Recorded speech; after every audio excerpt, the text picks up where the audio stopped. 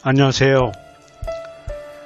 오늘 영상에서 봄철과 여름철 난관리와 절제된 물주기 방법을 통하여 벌과 뿌리를 자극하고 또 신화와 뿌리가 잘 자랄 수 있도록 하는 물주기를 효율적으로 하는 방법에 대해서 소개하도록 하겠습니다.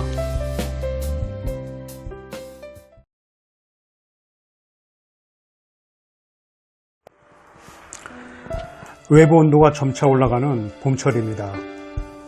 그러므로 뿌리가 성장을 시작하고 벌브에서 신화가 형성되는 시기인데, 이제부터는 뿌리 성장도 돕고 특히 신화가 굵고 튼튼하게 잘 붙을 수 있도록 관수 횟수를 늘려서 공급을 해줘야 됩니다. 그런데 어떻게 수분 공급을 적절하게 해줘야 되는 문제인데,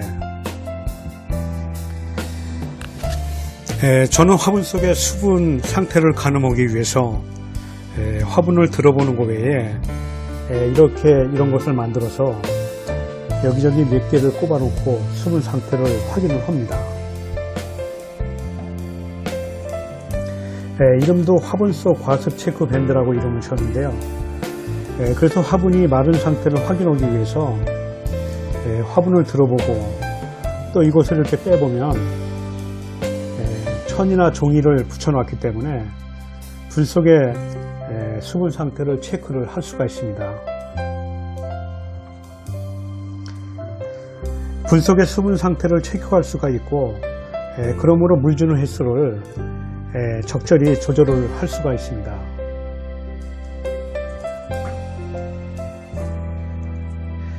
이제부터 물주기를 할 텐데요. 우선 절제된 물주기 방법을 소개시켜 드리겠습니다. 물을 줄 때는 조루나 이렇게 수돗물을 연결한 스프레이로 주는데요.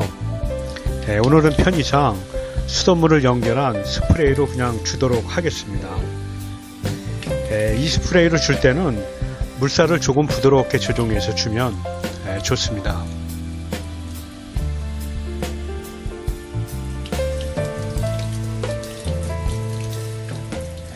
가장 소량으로 주는 방법인데요. 이렇게 주면은 낫잎과 벌브 주위에만 살짝 젖는 효과가 있습니다. 다음으로는 하나 방법이 있습니다. 관수 후에 화분 밑을 보면 이렇게 물이 떨어지지가 않습니다. 이런 상태가 아주 좋은데요. 이렇게 주게 되면 벌브하고 화분 상단 부분에만 젖는 효과가 있습니다.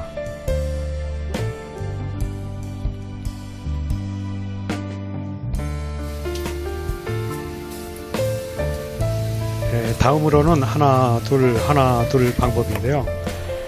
관수 후에 화분 밑을 보면은 물이 이렇게 조금씩 떨어집니다. 그런데 큰 화분이 분 밑으로 물이 떨어지지 않으면 작은 화분하고 맞추어서 하나 정도를 가볍게 관수하여서 작은 화분과 동일하게 물이 떨어지도록 추가로 살짝 줍니다.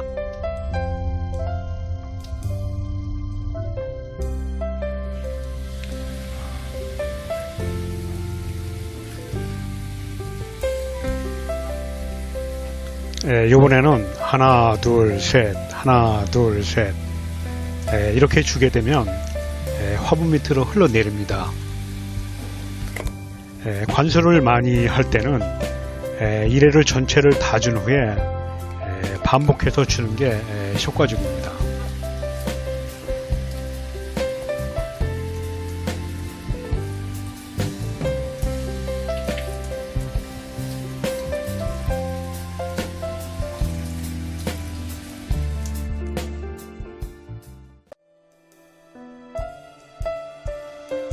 완연한 봄의 4월입니다.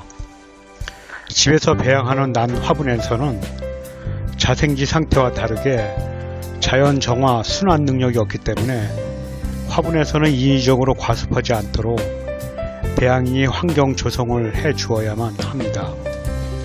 그래서 성장에 필요한 수분의 적정량을 공급하는 관수 방식과 난을 자극하여 뿌리와 신화를 튼튼하게 붙도록 유도하는 관수 방식을 병행해서 관수를 합니다. 물 주기를 월 2회 주기적으로 관수를 할 때를 기준으로 해서 하나하나 하는 방식으로 소량을 매일 관수를 합니다. 그렇게 8일에서 9일 매일 관수 후에 2, 3일 물을 끊어주어 화분이 가벼워졌을 때 하나 둘 셋 하나 둘 셋 하는 방식으로 전체를 반복해서 3회 이상 충분하게 관수를 합니다. 이후 2일 정도 후에 손으로 들어보아 화분이 가벼워졌을 때 다시 하나하나 매일 관수하는 방식으로 관수를 합니다. 매일 관수를 하다 2일에서 4일을 물을 끊어주는 것은 관수를 많이 해주게 되면 신화부텀이 늦어지고 작년에 다 자란 신화축이 추가로 자랄 수가 있습니다. 이나는 원판 황화가 피는 환엽 개체인데요. 이나는 원래 구입할 때는 중력 정도의 난이었는데 절제된 그 물주기 방법을 통해서 이렇게 대형종 난으로 발전을 했습니다. 이난을 분주해서 함께 키우는 지인은 이난을 보고 대형종이라고 놀라곤 하는데요. 이렇게 전년도 쪽은 괜찮은데 작년 신화 쪽은 잠시 소홀했더니 이렇게 추가로 자라서 광엽이었던 난잎이 이렇게 밑부분이 가늘게 나와서 전체적으로 안 좋아졌습니다. 그래서 물을 끊어줌으로 해서 웃자람 방지뿐만 아니라 뿌리를 자극하여 그 자손이 맺도록 하는 본능으로 신화와 뿌리가 튼튼하게 내리도록 하는 효과가 있습니다.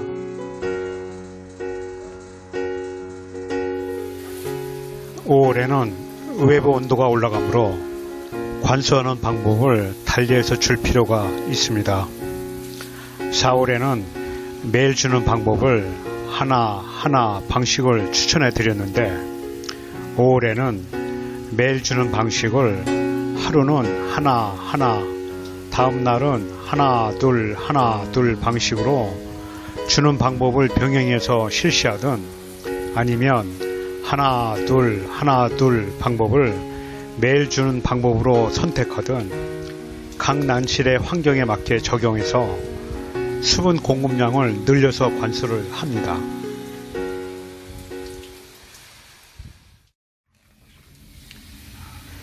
옛날에 처음으로 절제된 물주기 방법을 시행할 때 언젠가부터 물을 흠뻑 주는데 익숙해져 있어서 물을 주다 보면 나도 모르게 어느새 물을 흠뻑 주게 됩니다. 만약에 물을 조금 주게 되면 뭔가 부족한 느낌이 들어서 더 주고 싶은 충동이 일어납니다. 아무것도 아닌 것처럼 여겨지는 물주기 방법에도 절제력이 필요합니다.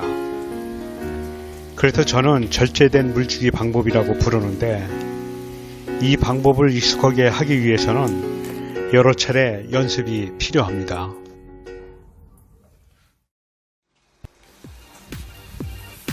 (4월과 5월에는) 난이 본격적으로 성장을 하는 계절이므로 시비를 해야 되는데요. 월 2차례 정도 줍니다. 만약에 물에 희석해서 쓰는 액비를 준다면 이렇게 살짝 주고 액비를 약하게 희석해서 주면은 난이 마른 상태에서 갑자기 비료 성분이 닿으면 충격을 받을 수 있으므로 난잎이 벌브 주위를 살짝 아주 소량을 적셔주고 비료를 주면 좋습니다. 비료는 유기질 비료와 화학 비료를 월 2차례 아주 약하게 희석해서 줍니다. 특히 화학 비료 중에 하이픈엑스를 권해드리고 싶은데 물에 희석할 때 제품 규정 배합 비율은 무시하고 물 색깔이 파란색으로 아주 약하게 변할 정도로만 극소량을 희석해서 조류로 관수를 해줍니다. 그러면 신화가 튼튼하게 붙고 성장하는 데 많은 도움을 줍니다.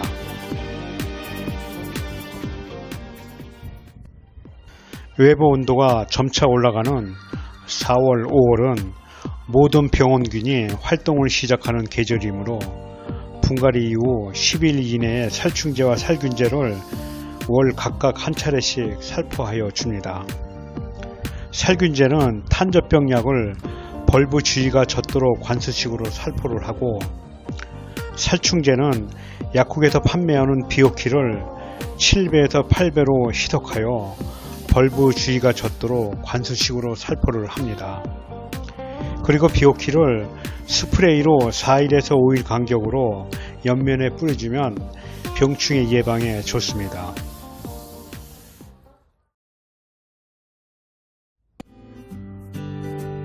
(6월) 중순 이후부터는 외부 온도가 25도 이상 올라가는 날이 점차 늘어나므로 물 관리에 각별한 주의가 필요합니다. 연무병의 발병 시기는 기온이 가장 많이 올라가는 8월이 가장 위험한 시기입니다만, 그러나 오히려 비교적 안전하게 여겨지는 6월과 8월 초에 발병률이 높아지므로 이 시기 관수에 각별한 주의가 필요합니다.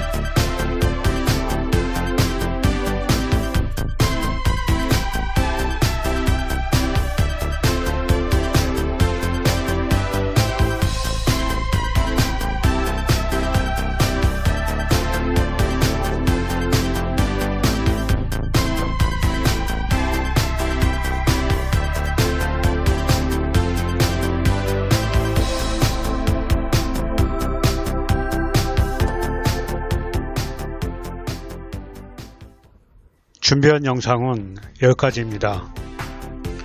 좋아요와 구독을 해주시면 다음 영상을 만드는데 많은 도움이 됩니다. 지금까지 지켜봐 주셔서 감사드립니다.